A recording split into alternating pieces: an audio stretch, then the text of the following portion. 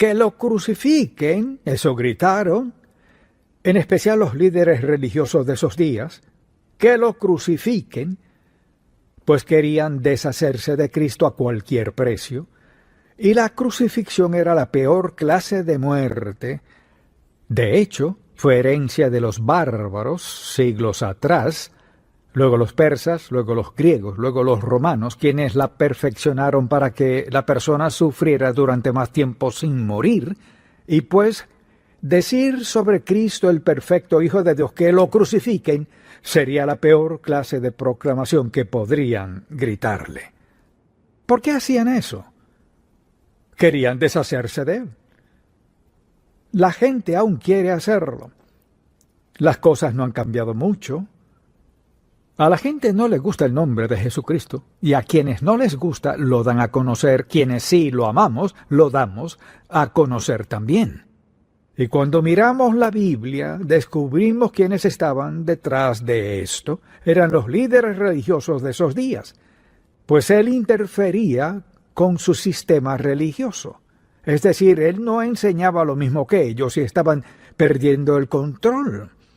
Y la única forma de deshacerse de él era decir, indicar, que gritaran, que lo crucifiquen. Y al ver ese pasaje de la Biblia, vayamos por favor a 1 de Corintios capítulo 1 y comencemos en el versículo 18, pues Pablo aquí describe de qué se trata esto. Y dice, por ejemplo, desde el versículo 18, porque la palabra de la cruz es locura a los que se pierden, pero a los que se salvan es poder de Dios. Es decir, la gente perdida cree que eso es absurdo. Pues está escrito, destruiré la sabiduría de los sabios y desecharé el entendimiento de los entendidos. ¿Dónde está el sabio? ¿No ha enloquecido Dios la sabiduría del mundo? Pues ya que en la sabiduría de Dios el mundo no conoció a Dios, mediante la sabiduría agradó a Dios salvar a los creyentes por la locura de la predicación, porque los judíos piden señales y los griegos buscan sabiduría, pero nosotros predicamos a Cristo crucificado, para los judíos ciertamente tropezadero y para los gentiles locura, mas para los llamados, así judíos como griegos, Cristo poder de Dios y sabiduría de Dios. ¿Quién era él? No era solo un predicador, pero era algo más. No solo un tipo itinerante que llegó, eso piensa el mundo, que era un maestro más, pero la Biblia nos dice que es mucho más que eso. ¿Quién era este hombre con esa idea de nueva vida? Alentaba a la gente, por ejemplo, en el Imperio Romano a amarse unos a otros, que era algo radical. Amar a los demás, perdonarse unos a otros. No, tú no amas a tus enemigos, los destruyes, los matas de ser posible. Así que su mensaje era punzante, era perturbador, todo su modo de pensar, y él invitaba a la gente a llevar un estilo de vida muy distinto. De hecho, cuando leemos el Sermón del Monte, por ejemplo, y observamos el estilo de vida que tenían, era muy diferente, y como es de esperar, les preocupaba mucho este predicador itinerante llamado Jesucristo. Y si piensan en algunas cosas que dijo, les enseñó cómo orar. Pues tenían sus plegarias, necesitaban que les enseñara a orar, tenían plegarias que repetían, les enseñó a orar. También les enseñó a no preocuparse, les enseñó a confiar en el Padre Celestial por todo, y les enseñó a orar por todas sus necesidades. Todo era un estilo de vida muy distinto y una religión muy distinta a lo que les interesaba o a lo que acostumbraban. Y así, él era un intruso en su sociedad, un intruso en su religión. No había nada en él que fuera atractivo para esos líderes religiosos. Y cuando comenzó a hablar sobre sanar enfermos, y cuando lo vieron, por ejemplo, a hacerlo y dar vista a un ciego como Bartimeo, Y al hablar de resucitar muertos, hasta ahí no más. No puedes resucitar a nadie. Si te mueres, te mueres. Aún así de eso les hablaba, y el hecho de que la gente no parecía objetarlo, sino que cada vez eran más y la gente menospreciaba a los fariseos y los saduceos, porque este hombre les ofrecía la promesa de la vida. Vida que tenía belleza, vida que tenía gloria, que tenía un sentido de satisfacción, en especial la parte de amar a los demás, que no se preocuparan, que no tuvieran miedo, sino que su Padre Celestial proveería todas sus necesidades. Todas estas eran ideas que los fariseos y saduceos sabían bien, pero Cristo lo enseñaba de forma práctica. Sanar a los enfermos era serio para ellos. Y cuando Él resucitó gente, eso fue el colmo. Nadie puede resucitar, es imposible resucitar. Y a pesar de lo que vieron, de lo que la gente vio y lo que los emocionaba, estos líderes religiosos estaban contra Cristo. Su autoridad en contra de Él y su intención era destruirlo a cualquier precio. Todo lo que pareciera amenazar sus ideas, sus leyes de cualquier forma, o reuniera a la gente y les diera una nueva idea de la vida, y en especial de una idea teológica, era una amenaza. Y Jesucristo entra en escena, el eterno Hijo de Dios, con amor, bondad, compasión, misericordia, piedad y sanidad, pero se pasó de la raya cuando habló de ser el Hijo de Dios. Y Cristo entró en escena con una idea muy nueva de la vida, y querían deshacerse de Él a toda costa. Pues creer lo que Cristo enseñaba era para los fariseos y saduceos perder control de la gente en aquel tiempo. Así que si usted hubiese vivido en aquel tiempo, ¿cree que habría seguido a Cristo? ¿O cree que quizás habría pensado, es un poco más seguro seguir a los romanos porque tienen el poder? Sé que este hombre predica sanidad, perdón, limpieza, el cielo y todo esto, y suena bien, pero ¿sería seguro vivir así? No. ¿O cree que Jesucristo es el Hijo de Dios y es el único Salvador, o no lo cree? Jesucristo decía todo muy directo y claro. No llegamos al punto de tener que elegir. Bien, quizás tenía razón y quizás se equivocó, no. Cristo es el unigénito del Padre, el Hijo de Dios, nacido de una virgen, profetizado por Isaías y los profetas, quien liberaría a la humanidad de pecado, desobediencia y rebeldía, y en ese proceso trastocaría demasiado a la sociedad. Eso hizo Él. ¿Qué trastoca el estilo de vida que tenemos? Pues ya está trastocado. Y entonces, lo que creemos es cada vez menos popular y más amenazante para una sociedad que quiere ser libre de lo moral y en todo sentido. Haz lo que quieras y cuando quieras. No tienes que preguntarle a nadie. Claro que no quieres que alguien que vaya a la iglesia que te diga cómo vivir. Y debemos tomar una decisión. ¿Seré fiel a Jesucristo, el Hijo de Dios? ¿Creeré en lo que enseñó o seguiré al mundo? Si usted piensa, no tengo que tomar esa decisión, sí, ya tiene que hacerla. Ya la tomo todos los días. Si ve la televisión, escucha a sus colegas de trabajo o algunos amigos, o gente desconocida, quienes sean, hay mucha presión de quitar de la sociedad todo sobre Cristo, lo recto, lo que sea de esa índole. Y pues al ver la vida de Jesús, lo que en verdad pasó en la cruz, debería ser que estemos mucho más decididos a llevar una vida consagrada. Jesucristo era el unigénito Hijo de Dios, profetizado por los profetas que vendría como Salvador. Todo lo que enseñó era sumamente esencial. Pero lo más importante que Cristo hizo, ¿qué cree que fue? Lo más importante que hizo fue morir como aquel que llevó el pecado del mundo, el Salvador, el Señor Jesucristo. Vino al mundo con el propósito principal de morir por nuestros pecados y cuanto más lo obedezcamos, lo adoremos, alabemos, le seamos fieles, más incómodos estarán quienes nos rodean. Porque el mundo se inclina a hacer lo que quieren hacer, como quieren hacerlo, y no les gusta que nadie les diga qué hacer. Y así, al hablar de la muerte de Jesucristo, si no captamos ese punto, no entendemos nada. No solo murió como un predicador o un sanador o como alguien con nuevas ideas, su muerte fue sustitutiva.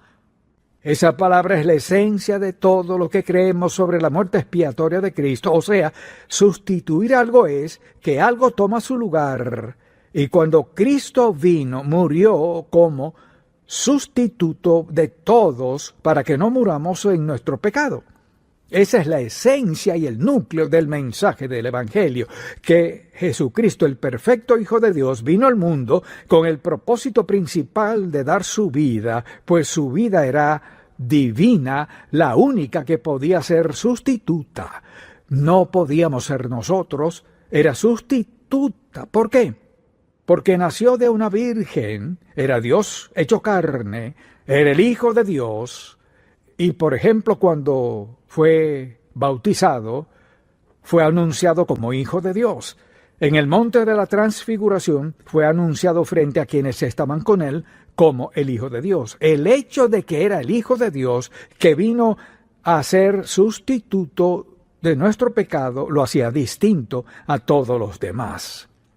Cristo era el perfecto Hijo de Dios, el único sustituto necesario para cargar con el pecado no de algunos, sino el de todo el mundo. Piensa en esto.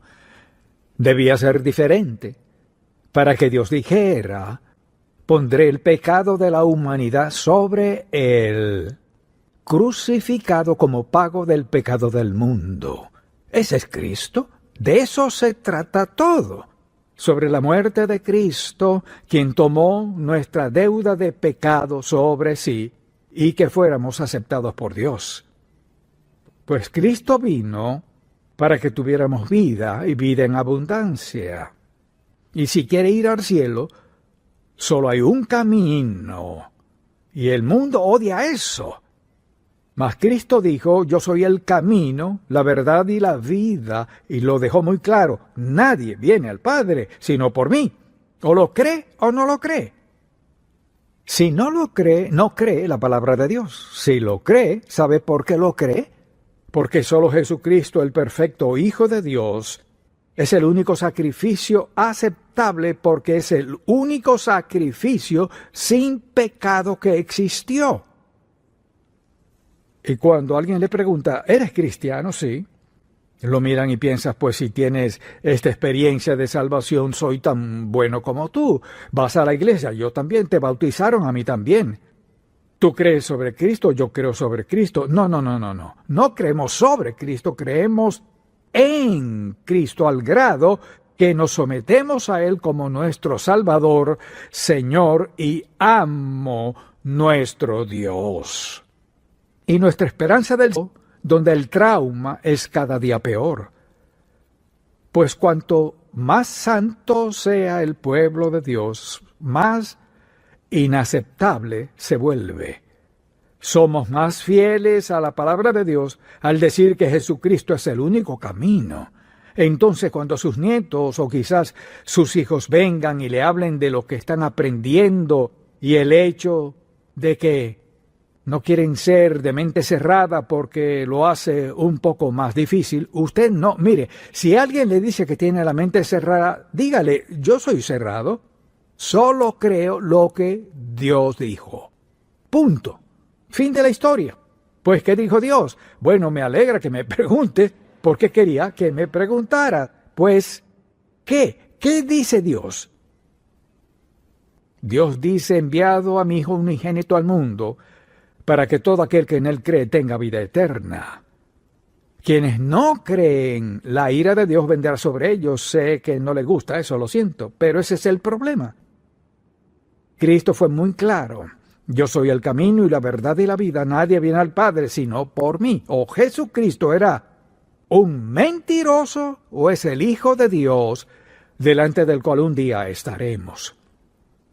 Y cuando leemos la Biblia y buscamos Romanos capítulo 5, por ejemplo, le invito a acompañarme, es un pasaje maravilloso.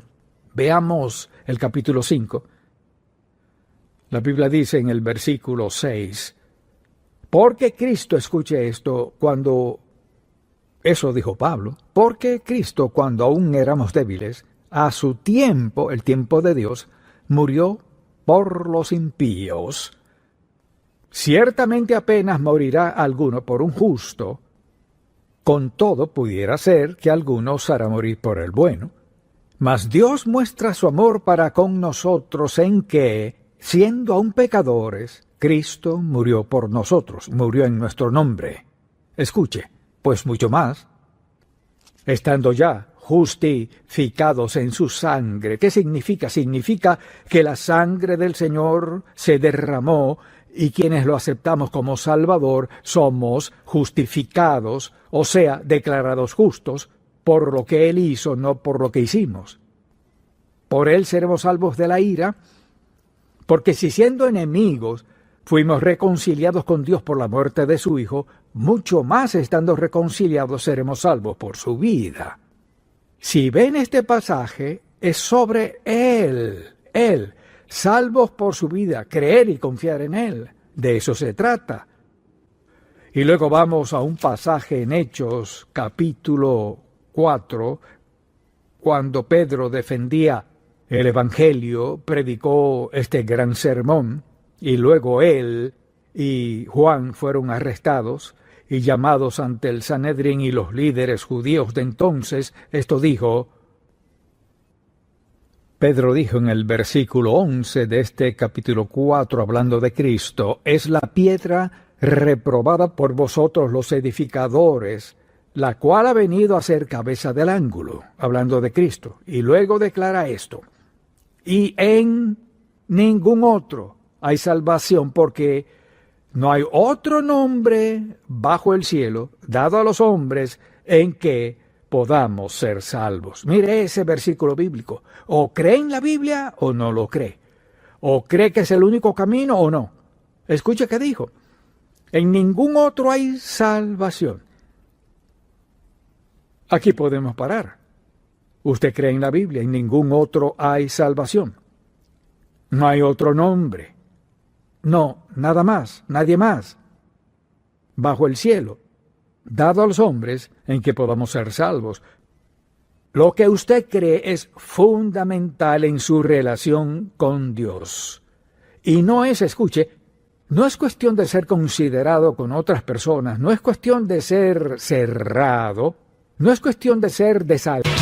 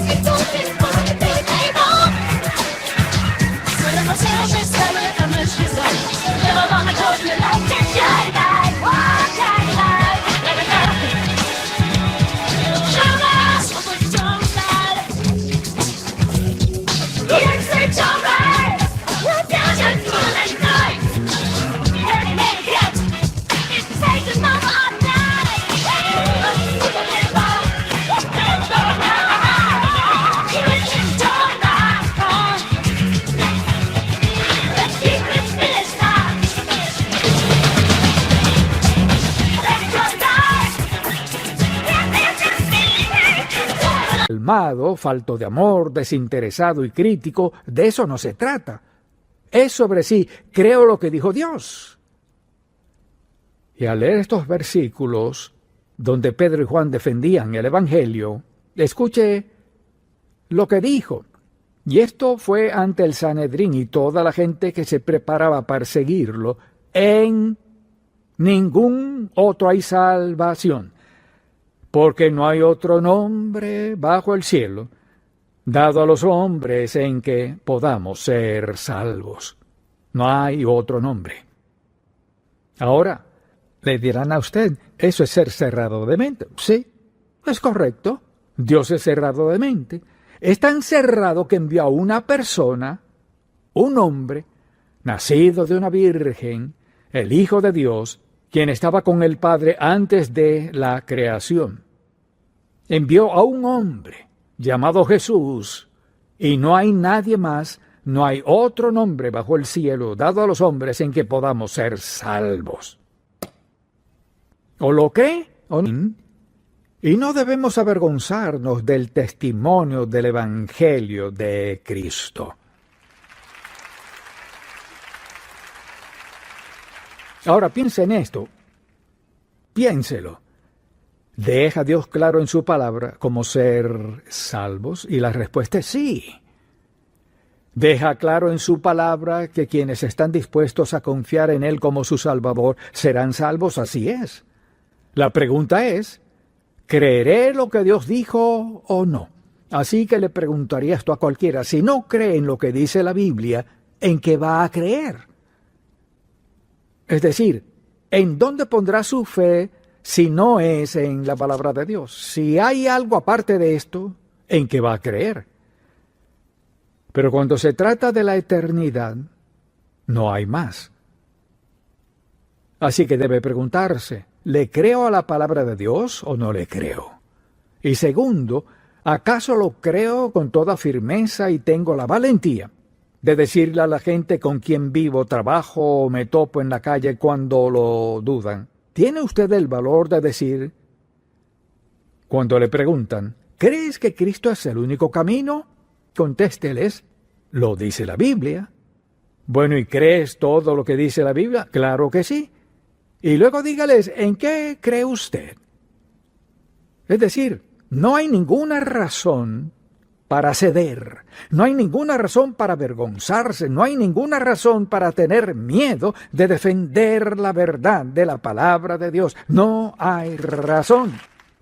Cristo dijo, porque de tal manera amó Dios al mundo, que ha dado a su Hijo unigénito hablando de sí mismo, para que todo aquel que en Él crea, o sea, que cree que Él es el Hijo de Dios, cree que su muerte en la cruz expió el pecado, cree que al entregar su vida a Él perdonará sus pecados, lo anotará en el libro de la vida y que un día lo llevará al cielo. Es algo ya establecido por Dios al aceptar a su Hijo como su Salvador. Amén. Lo podemos gritar hasta que Él venga con plena confianza de que Él es el camino, la verdad y la vida. Y le digo hoy que si aún no lo ha aceptado como su Salvador, este es el momento perfecto. ¿Ha escuchado el mensaje sencillo del Evangelio? ¿Alguna vez le ha dicho esto a Dios Padre? He pecado contra ti. Sé que así es, no soy digno de ser salvo, pero hoy te pido que perdones mi pecado, no con base en mi conducta renovada, no con base en lo que voy a hacer, no con base en estas cosas, te pido que me perdones mi pecado con base en que he aceptado que Jesucristo, el Hijo de Dios, tu Hijo, fue a la cruz, dio su sangre por mis pecados y confío que me perdones mis pecados con base en la sangre de el que invocara el nombre del Señor será salvo. Esa es la base. ¿Será salvo? Claro. Si sigue cualquier otro camino y basa su expiación, su salvación en cualquier otra razón, no en lo que Cristo hizo en la cruz, es inaceptable. Dios sabe qué está bien, sabe qué está mal y qué es verdad. Y sabe cómo ser santos de nosotros pecadores. Nunca seremos perfectos. En ninguna parte de la Biblia dice que debe ser perfecto para ser salvo. Vea a los personajes bíblicos, hasta los discípulos. Pedro nunca fue perfecto. No, ninguno afirmó ser perfecto. Afirmaron ser ejemplos de la gracia, misericordia y amor de Dios. Piensa en esto. Tenemos el más grande mensaje que el mundo escuchará. Que tenemos un Padre en el cielo, que amó tanto a los pecadores que envió a su Hijo